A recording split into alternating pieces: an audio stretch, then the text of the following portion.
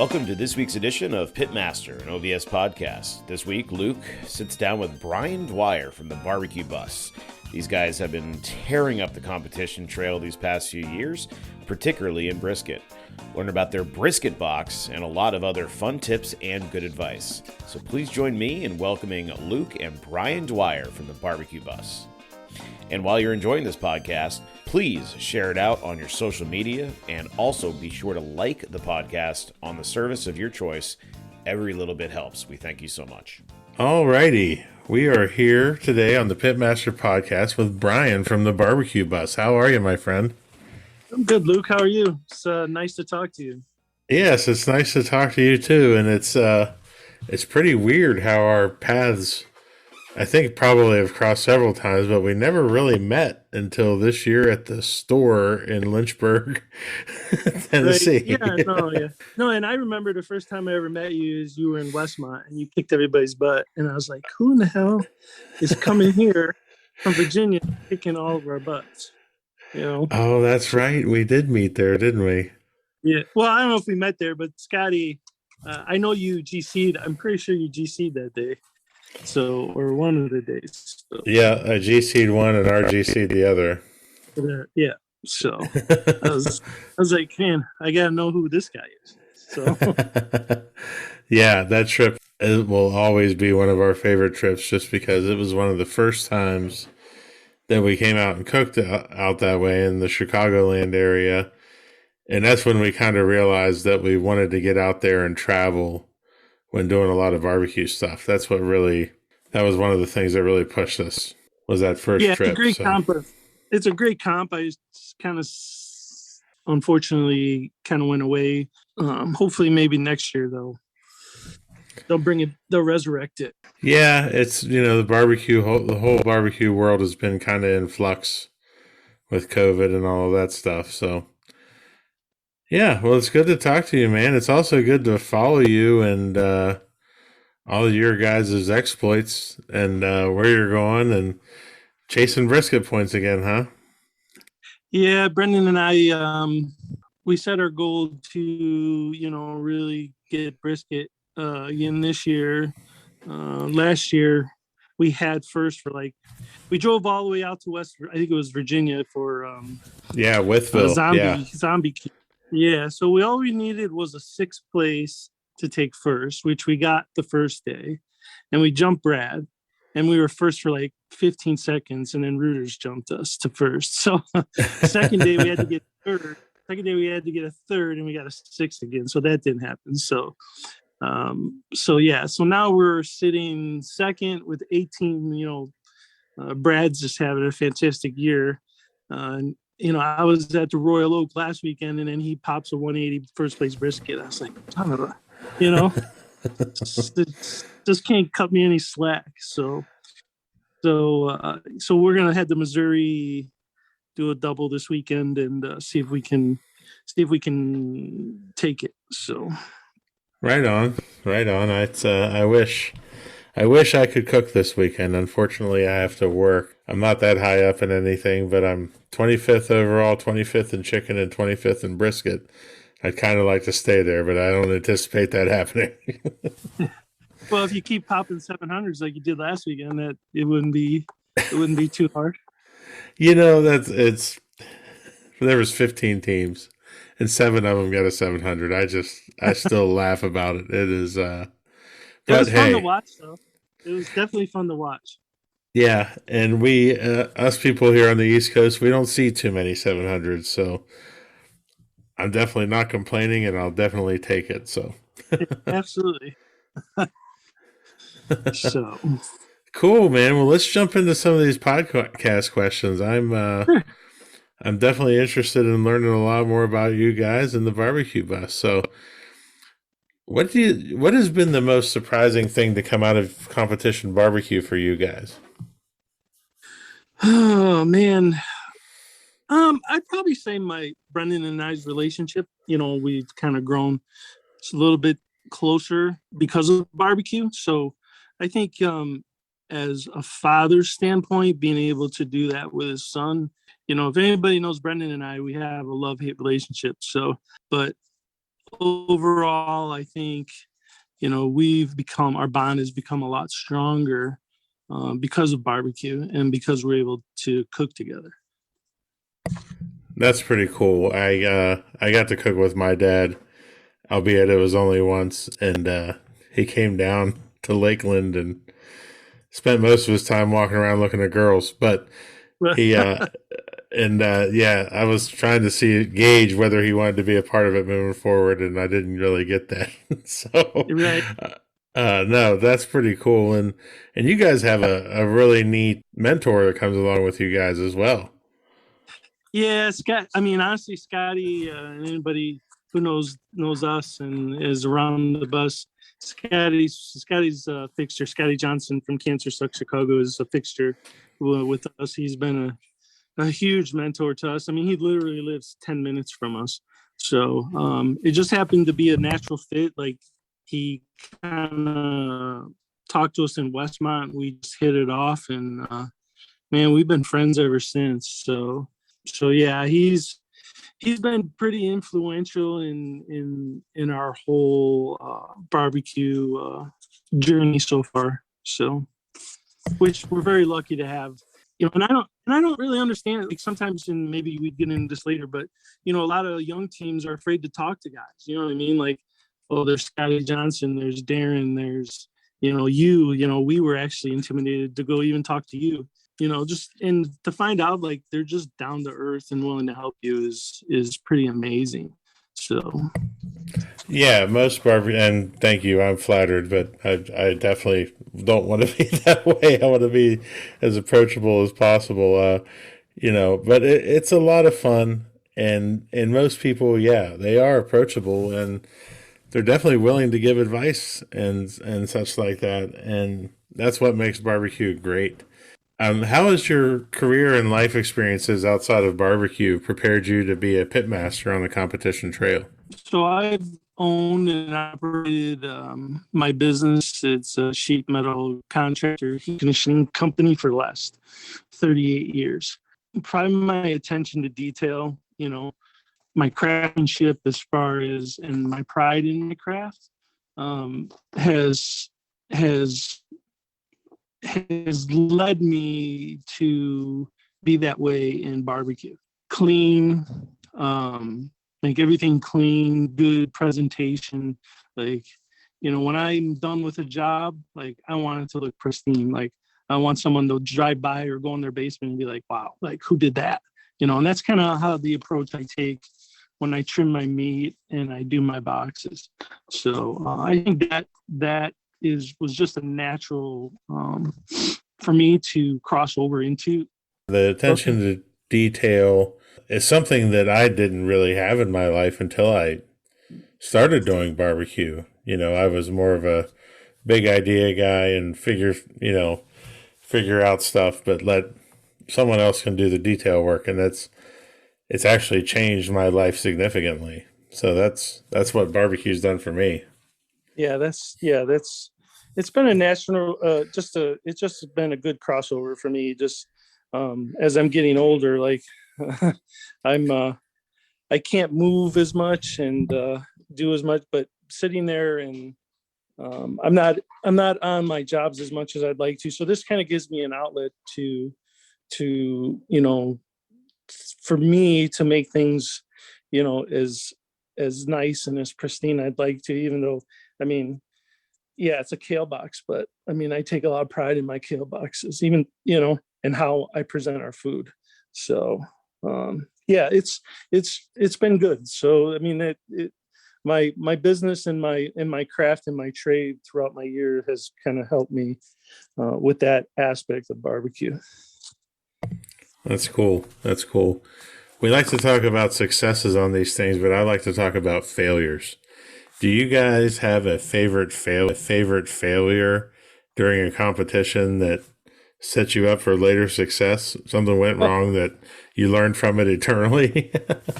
Honestly, I think one of our biggest failures was at a rib burn. Not a rib burn, but it's called the winter burn here in Chicago. And most of the Chicago teams get together and they go cook in February.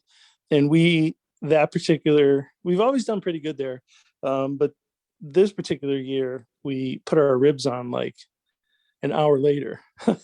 So when we pulled them, we were like, oh crap, they're like hard, they're rubber, So, so I took I took a tenderizer and I just started pounding them with the tenderizer.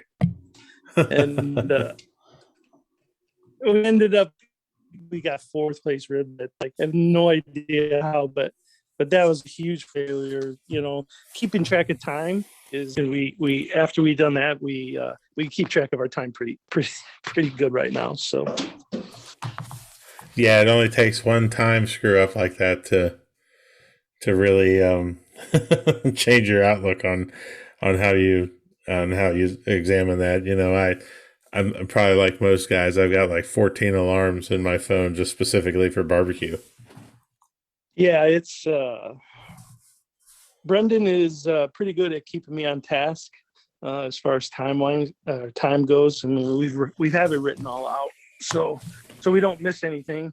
Or in the event he can't make it or he's not there, it just helps me because I'm all usually bouncing all over the wall or all over the place, trying to think. I have so many things going through my head during a barbecue contest that he has to make sure I stay. It's his biggest job, is to keep me on track. Well, that's a good question because, when you feel overwhelmed or unfocused, what do you do? Are there things that you do that you can get yourself back into what you need to be doing? The biggest thing I do is, and Scotty has just beat this into my head, is keep it simple. So when I start getting overwhelmed or I'm overthinking stuff, I always say kiss to myself. Kiss, kiss, kiss, keep it simple, stupid. Like he says, keep it simple, stupid to me 100 times. Like, at a comp, he's like, keep it simple, stupid. Like, stop thinking hard, and that's probably the best advice I get, because once I get overwhelmed, like it's really easy for me to get back, because then I just start simplifying everything. Wow, that's great advice. It's, I think as barbecue cooks, we sometimes tend to make things a little bit more complex than they need to be. And I always say that it's better to take something away than to add something to make your food better. Absolutely. Let's switch into gear a little bit. And what's one of the best or most worthwhile investments that you've made in competition barbecue? Let's see. I mean, if my first instinct would say my bus, because I love my school bus. It is pretty magical. Yeah. I mean, driving that school bus and going everywhere with it, and like the way we have it set up, I mean, it's awesome. Like, it is pretty magical. Like, I absolutely love my bus, but I think this year with us buying the porch model trailer, just due because of my physical limitations now, with my knee and my hip, I can't drive the bus, more than a couple hours without absolutely being in severe pain. So, buying the dually and then hauling the trailer everywhere this year has been pretty good investment, in my opinion. Yeah, I think having a trailer that fits your needs is really important to pretty much anybody out there cooking right now. But it's got to be personalized to you. I think that's super important. And like my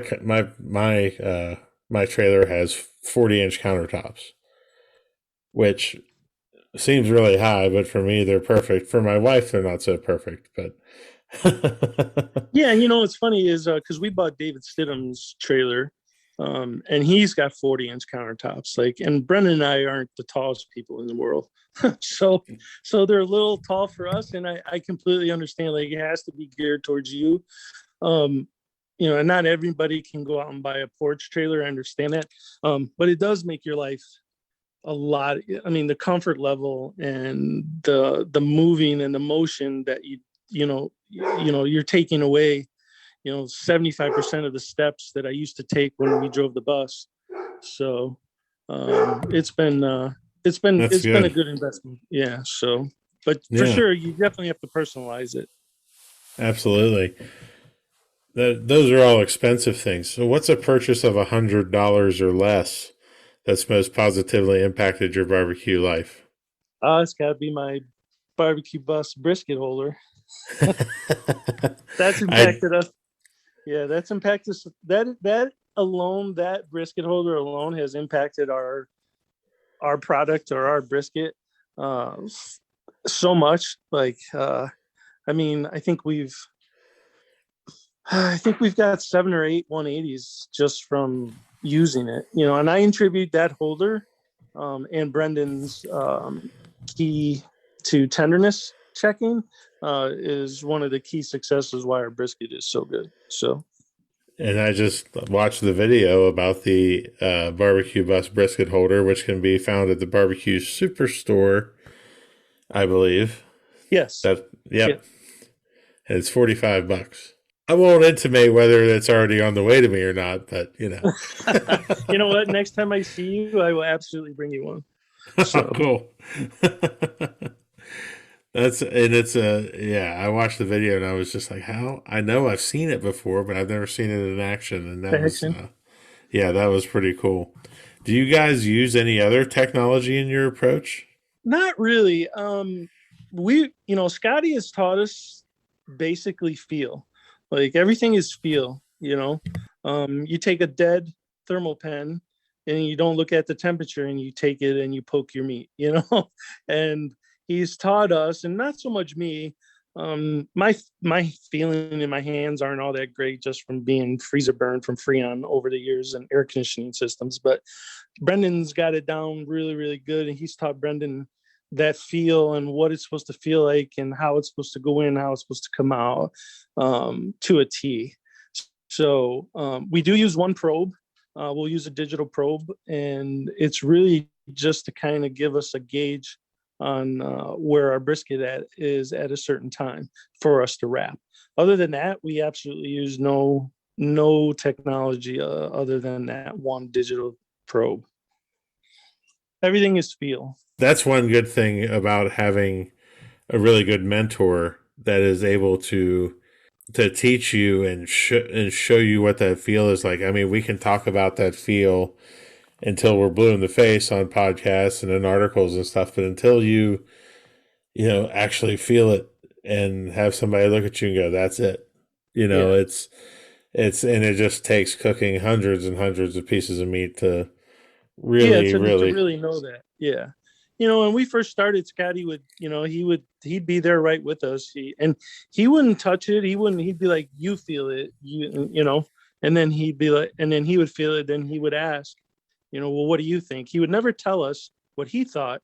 He wanted to know what we thought first. And he'd say yes or no. That was it. So yeah, feel is really important. And if you can, really get that feel down, I think it's made us progress to that next level. That's great. So I guess the answer to this question, who's impacted your life the most in competition barbecue, would probably be Scotty. It's definitely Scotty Johnson for sure. Yeah, absolutely. Yeah. I mean, obviously, these last couple of years, a lot of people have, but Scotty being the most important, yes. When you hear the word successful in terms of barbecue, who's the first person that comes to mind? Oh, Darren. Probably Darren Iowa Smoky D's for sure. Like when you think barbecue and you think greatest of all times, you think Darren. Like at least I do.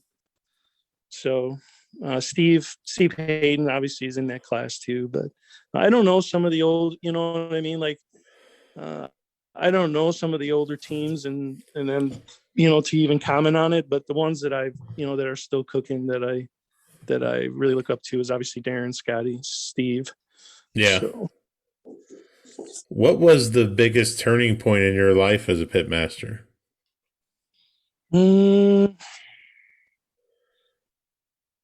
I would probably say winning our first GC. There's nothing like winning. and walking up on stage. You know, Where I was would say that? what's that? Where was that? It was in Warsaw, Indiana. We bought our Outlaw from J. Craig. It was probably one of the top 5 Outlaws that came off his assembly line. And I tell you, I struggled like for a year cooking on it. And Jay, finally we finally broke through with that first GC in Warsaw, Indiana, and it was awesome. So that for sure was it. I know that just gets you excited. It does, man. Like there's nothing like walking up and getting your GC. Like, and we love cool trophies, and they had really cool trophies there. So yeah, that's pretty memorable one. So, oh man, cool trophies, like they're the best. That it's funny because when you're a kid, you love trophies, and you become a teenager, and you don't care about trophies. Just give me money. Then you get a job and you become successful, and it's like, all right, give me a cool trophy again. Right. Yeah, like I could care less. I mean, it's nice to win money. I always like to at least break even, but like the trophies are like when we set our goals, we specifically target comps that have the coolest trophies.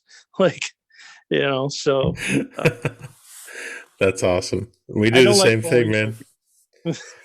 No, man. And I think that's one of the things, like, if somebody were to have me on my own podcast right now and ask me, what's wrong with barbecue today, I'd say, man, people need to improve trophies. Like, people are starting to go cheap on them, and we need to change that. We need to find local artisans and support local businesses and get stuff like that. That's cool.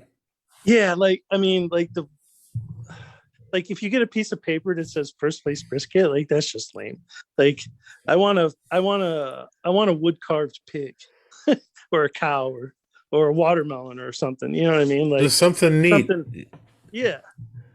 No, we're 100% in agreement here, my friend.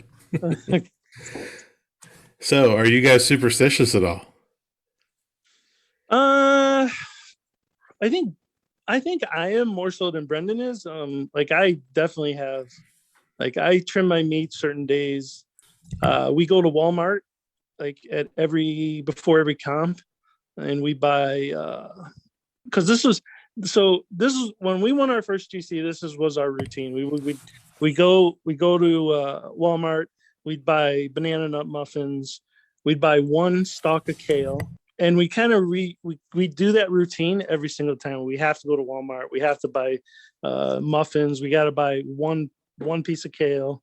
We used to buy pretzels. Like they had these amazing soft pretzels at Walmart in Warsaw, but we can't find them anywhere else. So we just end up buying the frozen ones and throw them in the Traeger to warm up before we compete. So. That's amazing. You have any other habits or rituals that you got to do at contests? Well, you got to have M&Ms. We got to have peanut M&Ms for sure. And Darren always comes over and steals them when he's next to us. But he would. Yeah, I would. Yeah. So peanut M&Ms probably, and just going to Walmart is our two top ones. We do make breakfast every morning. Like that's been a ritual. We'll buy Jimmy Dean sausage and then hand out sausage biscuits to teams that are around us. So that's usually a kind of a good ritual we do too, that we've been doing for the last year. That's pretty cool. I've been struggling with finding a food-based ritual that I want to engage in, because it has to be quick and it has to be, it has to be something different. And this past weekend, we had 4:00 turn-in times on Saturday. So I was up early, like I always am, and I decided I had put 2 pork tenderloins on the Traeger, cooked them, and I made Cuban sandwiches and handed them out. That might be my thing. I don't know. Yeah, I mean it's just kind of a routine that we get into, because I'll get up at 4:00. I like to pit. I'll pull the chicken out, pull all the meat out, set it on the counter, and then I just take a roll of sausage and throw some seasoning on it, throw it in the Traeger, and then throw the biscuits in later. And then, it just happens to hit, at a time when we're not doing too much. So we just cut it up, throw them on the biscuits and hand them out. So yeah. And it seems people, I mean, there's nothing more that I like than just having at least something in the morning to eat, at least a little something, Yeah. So because normally even if the competition has breakfast, it's not till 7:00. And you're up at 4. I don't know what time you get up, but I'm sure it's 4:30 too. Like it. Yep. So by 5-6 o'clock, I'm like starving. So right, 7:00 breakfast does nobody anything. It's right. It's lunch basically. Do you guys listen to music when you cook? We do actually, and most of the teams around us probably hate us. So because we got in trouble this year up in bringing home the bacon. A couple of teams complained because we play old school rap music and we blast, because I have a karaoke machine and I blast it. so we've gotten a lot of people being like, turn that shit down, turn it down, But being from Chicago, we like, Brendan and I both like old school rap music. We like I grew up in the 80s, so I grew up listening to house music, Chicago house music, and because they had it on the radio here, and but I switch. Like I listen to AC/DC, Metallica. Like my range, I don't really have a specific, but artists that I particularly like. No, that's cool. But we just blast the rap music, the old school rap music. So if you're next to us and you hear, yeah. You'll never get complaints from Old Virginia Smoke. Oh, good. That's good. Oh, we actually get the same complaints for the same type of music, so that's fine. Though, yeah, you and your wife are awesome though, because you guys dance together and stuff. That's pretty cool. So. Oh, it's it's hard when she's not there, because sometimes I get the urge and I end up doing shit like I did this weekend. But I just need to do something to get myself to relax. So. Right. Right. But it's fine.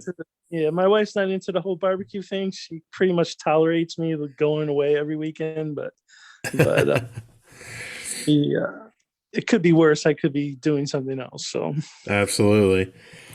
Is your competition week? Is it the same every week from competition to competition? As far as trimming and injections, everything. Do you do everything the same time? Every single time. It's the exact same way. If I'm not prepared when I'm at a competition, I'm like the most miserable person in the world.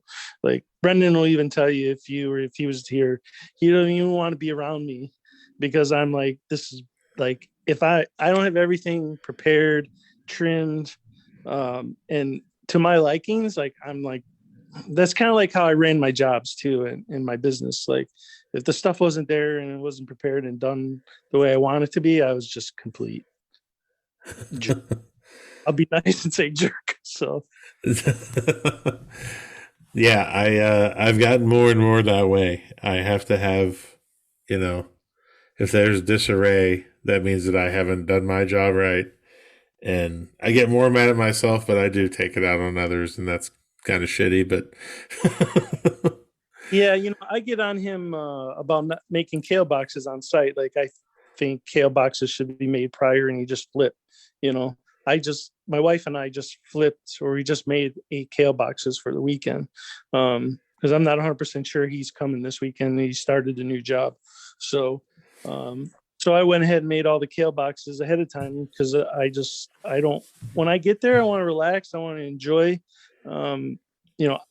before, I had some knee and hip problems. I'd walk around and see people.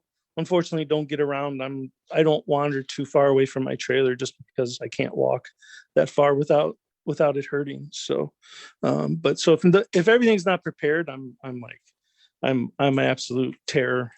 Monster. A monster. That might be the title of the podcast. Yeah. Just monster. Just monster. How do you guys set goals for yourself before the year starts? Yeah, every year actually, him and I sit down, like we said, we kind of pick what contests we want to do based on, what trophies we want to win this year. And then we'll set our goals, see what we did last year. I mean, we kind of crushed our goals this year. I mean, we have one left to do. And hopefully we get that done this weekend with brisket. But yeah, I mean, we plan our whole year out. Now, this one was we started off really, really strong. So kind of did more than we really hated doing. But, I got the blessings. And she's good. She's like, don't expect to do it. Comes right. She's like, don't next year. So you guys are field cooks. How do you relate to gut feelings when you're cooking? Our timeline is so stringent. I don't really think we go based on, I mean, it's kind of funny. Our timeline hits the way we have it written out, from 4 a.m. until 1:30. And it's kind of scary that everything falls into that particular time with time and temperature and stuff. So, I mean, I don't know if I could really say we go on gut on pretty much anything. I mean, if things aren't going well, I have a little better way of handling. I handle stuff on the fly a lot better than Brendan does, because he's so regimented on sticking to our schedule and our timeline and our checkpoints. Whereas things are going a little haywire or something, I can adjust on the fly a little better than he can. So, like if our Traeger went out, I don't know if he would know what to do. He'd probably just be like, look, just stare at it and be like, what the hell do I do now? Like, my Traeger's not working. Well, we had that happen once and I had to fix it, so it put us a little behind, but we were able to get it back up and running. So that's important, especially in maintaining your equipment and making sure that it's operating. I made a mistake this past weekend on Saturday. I couldn't get my pin up to temp because I had forgot to turn the stack, and I had 20-mile-an-hour breeze blowing right into my stack. And I'm just sitting there going, why? There's plenty of fire. This doesn't make any sense at all, And luckily, I was only 12 minutes behind when I figured it out. So that's not too. And you cook on a Jambo, right? Yeah. Yeah. Yeah, and I have it vented out the back porch, and it's on a turret. I have a piece of pipe in there that I can turn it so it's going with the wind. And I had forgotten that step. I was like, 200 degrees makes no sense. I don't understand. Right. So do you guys engage in any psychological warfare with other teams? Brendan's the nice guy. Like, I talk a lot of trash. Like, I grew up talking trash. Like, I played sports and I just talk a lot of trash. Like, I'll talk a lot, get into people's heads, sometimes on social media, not so much this year because, he's been on my case about, he's like, Dad, he's like, you can't say that stuff. Like, you can't, you're not supposed to do that. I was like, okay, that's fine. So, but yeah, we talk, I talk a lot of trash to people who actually come by and it's fun. Like Seth from Procrastinators, and a lot of the teams down here will talk trash. I talk trash to Parker from IBQ and Mark from the Real Smoking Aces, and a lot of guys around here talk trash to each other. So, now I can talk trash now because I took Michigan Team of the Year and beat them both. So I got a little brag face there. There you go. I think it's fun too. It's fun to engage and mess with people a little bit, but it's all in fun.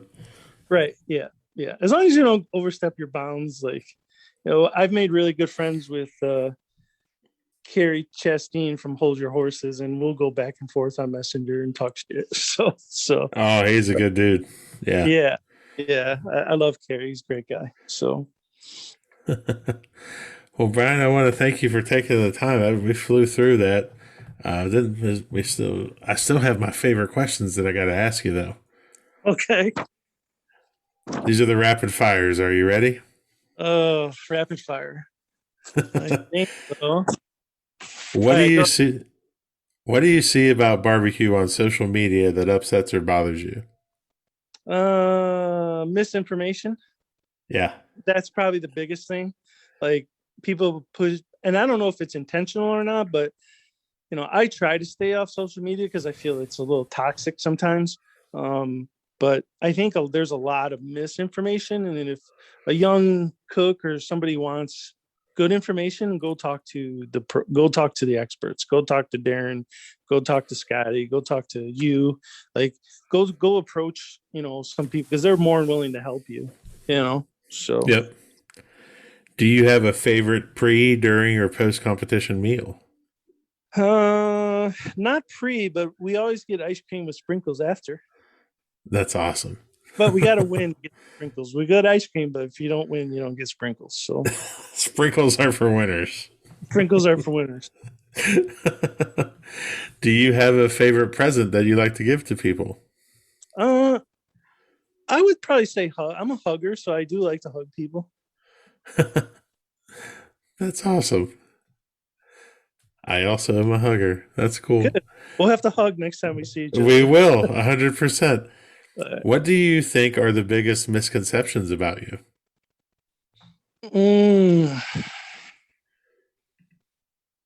Yeah, that's tough. I mean, if you'd asked my son that,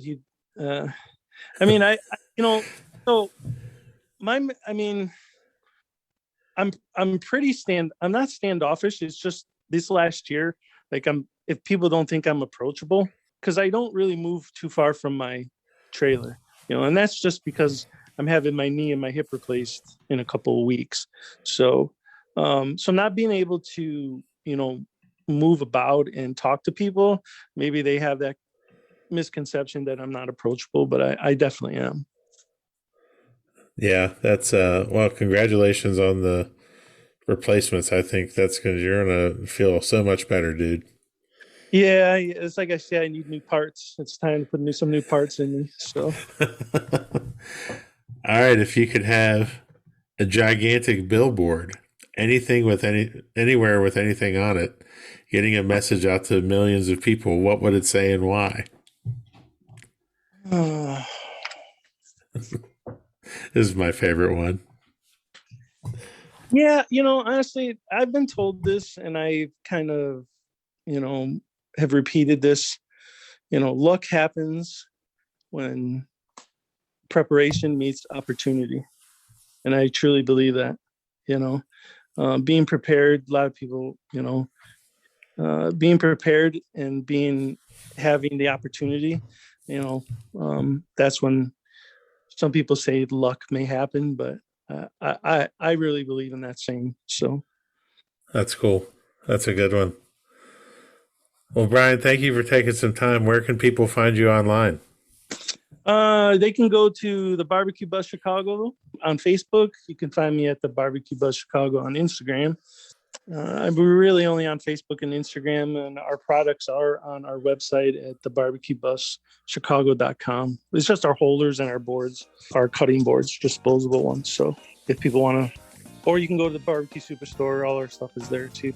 So very cool, man. Well, thank you very much, and I can't wait to see you down the line. Yes, sir. I appreciate you having me on. It was a pleasure talking to you. Absolutely. Thank you for listening to Pitmaster, an Old Virginia Smoke podcast. Be sure to subscribe and like the podcast, rate the podcast, and share it out with all your friends. Also, be sure to check out the Old Virginia Smoke YouTube channel as well. We will have another episode for you next week. For companies interested in advertising, please contact Old Virginia Smoke directly via www.oldvirginiasmoke.com. Pitmaster, an Old Virginia Smoke podcast, is edited by Chris Sedenka. Pitmaster, an Old Virginia Smoke podcast is a property of Old Virginia Smoke LLC. All rights reserved. Copyright 2021. Yes, Old Virginia Smoke.